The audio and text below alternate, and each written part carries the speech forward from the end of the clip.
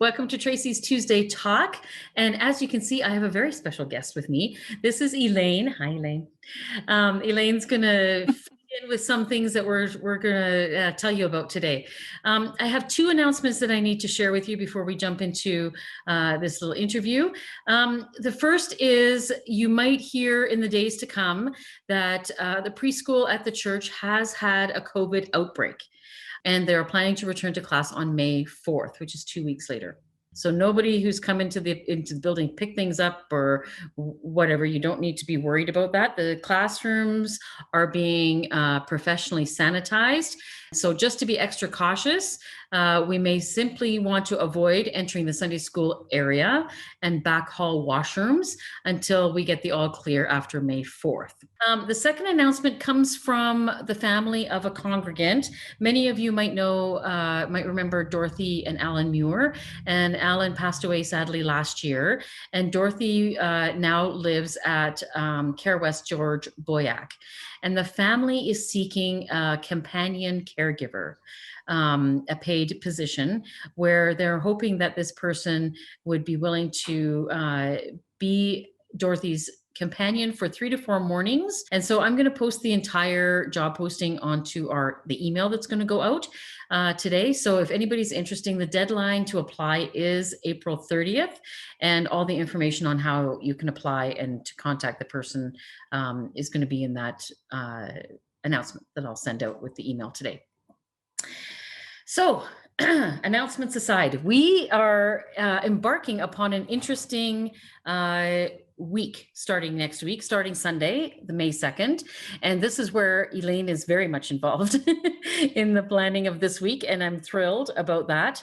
We've had lots of fun planning this over the last few months, trying to figure out how it's going to work and how it's going to look like. But the week is going to be a racism awareness week. On Sunday, we're going to start by just having a Sunday focus on racism in general. We're going to do a children's story. We're going to, during the sermon time, we're going to share some stories. Elaine's going to share some stories, personal experiences. And for the rest of the week, from Sunday to Saturday, we're going to give people opportunities to reflect on this topic in various ways via social media. If you need anyone to talk to about that, we're here. Justin and I are here. But I think some of it is so ingrained in us that we don't even notice. We don't even notice it. Yeah. So I don't know if you want to say anything more about that. Just intro. Well, I was just thinking, Tracy, I did a little workshop with CACG, the Calgary Alliance, a week or so ago, and it was called Implicit Bias. And the definition of that is it's a preference that's been programmed into the brain from your parents, from media, from peers. Implicit means it operates outside your conscious awareness. Wow. So she said, and I forget the qualifications of the person who was giving the talk, but she said, knowing about bias isn't enough. You must discuss and reflect on whether it's useful or whether it's counterproductive. So I thought that was interesting. Yeah, and that's really well put, right? Because it's not about making people feel guilty. It's not about blaming anybody. It's not about, it's about being safe or feeling safe enough to engage in. Do you think what I said there or what I'm thinking here might? Oh, yeah. This webinar was called Implicit Bias and Microaggressions. Yeah. And somebody said, why are they called microaggressions? The person on the receiving line doesn't feel them in a micro way, not meaning maybe to be, hurtful, yeah, but just not knowing any better. Yeah. And having no idea that it's hurtful, right? So those are the kinds of things that we're going to get people to engage in if we're comfortable doing that. One of the things that we were talking about in organizing this awareness week on racism was to focus on May 5th being Red Dress Day. And the red dress project, we have a red dress hanging in the church, and I have a red dress on my pin, and lots of people will wear the red dress, the felt cutout or whatever. And it came from a project that in 2010 that was initiated by Métis artist Jamie Black, and she put up installations of red dresses in Manitoba to represent Indigenous women and girls lost to violent crimes. And so now we have missing and murdered, the MMI, missing and murdered Indigenous women and girls, and now we've added Two-Spirit people to that list as well. And so Red Dress Day is May 5th. And so there's a few things that are happening that are happening on May 5th. One is the Chinook-Winds region is doing a joint event with Pacific Mountain region, led by Tony Gloria and John Snow of Stoney Nakoda Nation, just west of Calgary in Morley. And they're going to do a whole session on Red Dress Day and show a video and do a little ceremony around that topic. So that's going to be at 2:00 on May 5th, which is the Wednesday. So if anybody's interested in attending that and learning a little bit more about that, let us know and we can send you the Zoom details of that. But one thing that we're doing that day in the evening at St. Thomas is that we're going to be hosting a book study at 7:00 at night on the graphic novel called If I Go Missing. So this is what the book cover looks like, and it's a graphic novel, as you can tell. And so what we thought we would do is we would invite people to, if you're interested, it's about 50 some pages long, Elaine. Yeah.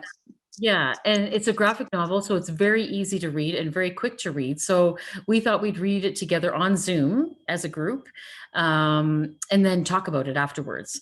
And so it's just more of an awareness. And this is a story about. Well, why don't you tell about what the story is actually about, Elaine? Brianna Johnny in 2016. She was 14 years old at the time. She lives in Winnipeg. She wrote a letter to the Winnipeg Chief of Police, and a copy of the letter is in the book with names redacted for respect. But this letter blew me away, and I think it blew a lot of people away. She just basically says there had been an incident, I guess, recently where a white teen had gone missing and was found deceased. And she writes to the chief of police and says, basically thanking them for their work and their effort in helping to bring his family, some closure. And then she goes on to talk about, and this is an Indigenous girl, she goes on to talk about some Indigenous people who have gone missing and how their cases were handled differently. There wasn't the immediacy of the response. And in one case, it was something like 16 days had gone by before any kind of a search was begun. So that's what this book is about. If I go missing, do not treat me like the Indigenous person that I am proud to be.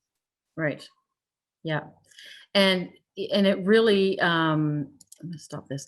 It really highlights the reality of how people of color and for this day specifically, Indigenous women and girls and two-spirited people are treated very much differently than Caucasian folks in Canada. And so that's a reality. Yeah. It's hard to hear. It's hard to accept that, but it's very much a reality when we see the statistics. So that's a book that we're going to kind of get into, talk a little bit about statistics and uncomfortableness and all those things that we don't like talking about, but come and engage with us. Elaine and I don't actually want to be the only two people. We were saying earlier, yes, we love each other's company, but we're hoping that other people will engage this book with us. And we're hoping that more people will join us on Wednesday, May 5th for that book study. So I'm going to move on. Elaine has a wonderful campaign that she wants to tell us about, which kind of ties into the missing and murdered Indigenous women and girls, called the Moosehide Campaign. So I'll just leave it totally up to you, Elaine. Go for it. Okay. And there is going to be a short video explaining this, probably better than I'm about to. But I learned about this father and daughter who were an Indigenous family who were hunting together about 10 years ago now, along the highway of Tears in BC. Now that highway runs between Prince George and Prince Rupert in northern BC. And it's also where a number of Indigenous women have either gone missing or have been found murdered over like decades. These two family members are hunting together and they're having a conversation because they're on the highway of tears. They're having a conversation about how does this come to be and why is this happening and what can we do about it? So as he describes it, that morning they are blessed with a moose, and the father is passing down information, generational information, to his teenage daughter, and she's helping to dress the moose. And they come up with this idea of, what if they were to take a tiny piece of moose hide and attach it to a pin and ask people to wear it, particularly men and boys, to address the issue of domestic abuse against women and children. And so that was about 10 years ago, a little more, where the Moosehide Campaign was born. And this is what the piece of moose hide looks like. And sometimes you'll see politicians and other figures wearing them on their jackets. And if you're not comfortable wearing actual hide, there is synthetic as well. And the thing that got me was that there's no charge for this. I just basically emailed and said, yes, I'd like 50 or whatever. There's no money involved. It's all about awareness. They want people to wear the piece of moose hide. And so when, it's a conversation starter, if someone comes up to you and says, what is that all about? You go into your conversation about, domestic abuse and how Indigenous and non-Indigenous, and right across Canada, although it started in BC, are working on this project about raising awareness and to turn the tide of what's been going on. It's literally grassroots movement of Indigenous and non-Indigenous men and boys who are raising awareness about this important issue. I think that's so fantastic. It speaks volumes when men and boys do that, right? And bring up that issue. So we're gonna break and show a quick little video that kind of explains it, and then we'll come back.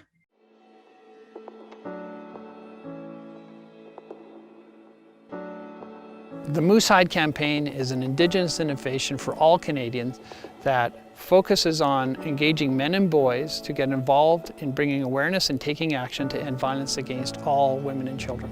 The idea of starting the Moosehide Campaign came from a hunting trip for moose along the Highway of Tears, and we thought that using a moose hide would be a really powerful piece of medicine that people can carry with them all the time. It really is a voice of the land. It speaks from the land. So it's a piece of moose hide. And so we're literally wearing a piece of the land. By wearing the patch, it always has people saying, well, what does that mean? What's that about? And it's a great way for us to have a conversation about some of the truths, some of the tragedies that are going on right now, and making sure that people understand that as BC Public Service, that we're saying it's not okay. It's not just a ribbon, it's actually a piece of medicine that we need to think about carrying in a certain way, in a respectful way, and that there's a certain kind of responsibility. If we're going to wear this, we have to sort of say to ourselves, okay, this is something I'm not just going to take for granted. I'm going to be aware of the need to treat women and children with respect, and I'm going to make sure I'm acting in a way that I expect that of other men. This is a campaign where we're asking each and every individual to stand with us, to wear the hide, to join us in our fast, and to do that not just as a public servant, but as a human being. I'm willing to make a sacrifice to say, this isn't something that I just like to say, this is something I believe in. A key resources that we brought forward recently is our kindergarten to grade 12 education platform. And during that age range, we think is going to be a really key part of creating a brighter future and a society where there's a marked reduction in violence against women and children. This is really an effort at generational change. The idea of the Moosehide Campaign happened while my daughter Raven and I were hunting moose. It happened during the transmission of traditional knowledge intergenerationally between a father and his daughter. That's where so much of the dysfunction has come from, is the intentional disruption of the transmission of traditional knowledge intergenerationally. And so it's really a fundamental expression of decolonization and reculturalization. Our government is committed to implementing the United Nations Declaration on the Rights of Indigenous Peoples and taking action on the TRC calls to action. And this campaign is very much aligned with both of those and this government's objectives. Reconciliation shows up in many different ways, shapes, and forms. And social justice is right at the heart of some of the work that we do. Being able to work on a personal level with employees of the government is so special, and an opportunity that can reach a lot of people and make a lot of change. It was really on my mind that day when we were hunting and started the Moosehide Campaign. It's these kind of areas that is often where the remains of our loved ones is found. It's this invitation of this beautiful land here that's like the medicine that helps make it a little bit easier to talk about.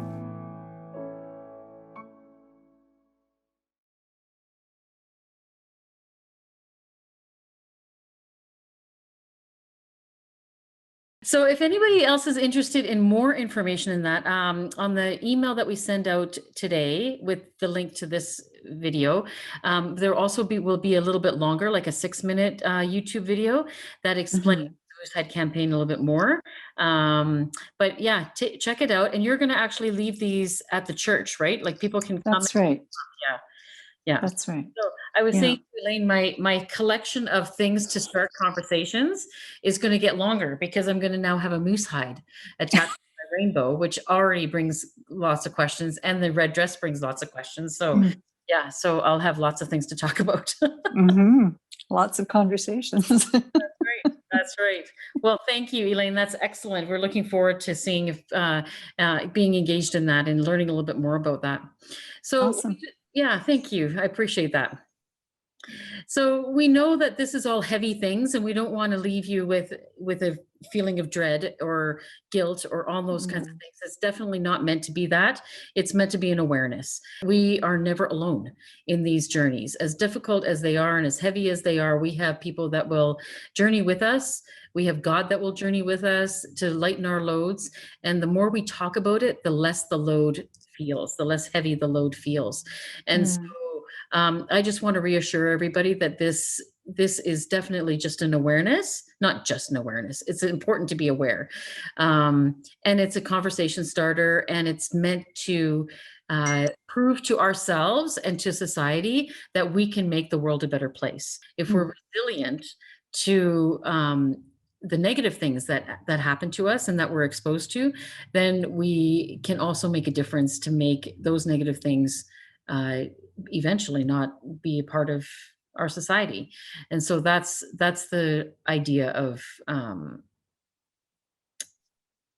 of bringing this up and having a conversation around it. Let's be resilient and let's be open to chatting about it. So I know Elaine and I have been planning this for a while, and they're heavy things, and yet we still giggle and we still laugh and we still find humor in life and in the world. And so we want to leave you with that feeling of hope that the more we know, the more we can be better.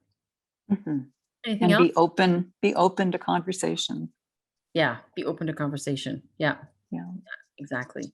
We've done it before, folks, with the affirming process at St. Thomas, right? You know, they're not easy conversations, but we come out at the other end after, you know, a year long or however long conversation and ongoing conversations, knowing that we have made a difference to people's Mhm. lives. And so this is just another one of those opportunities. So there's lots of hope in that. Yeah. Yeah, So for sure. thanks for joining us again, Elaine. Appreciate your time. Oh, you're welcome. And You're thanks welcome. for listening to us, everybody. And we hope you have a great week. And yeah, know that you're loved and you're cared for by your church family. See you, everybody. All right. Take care. Bye-bye.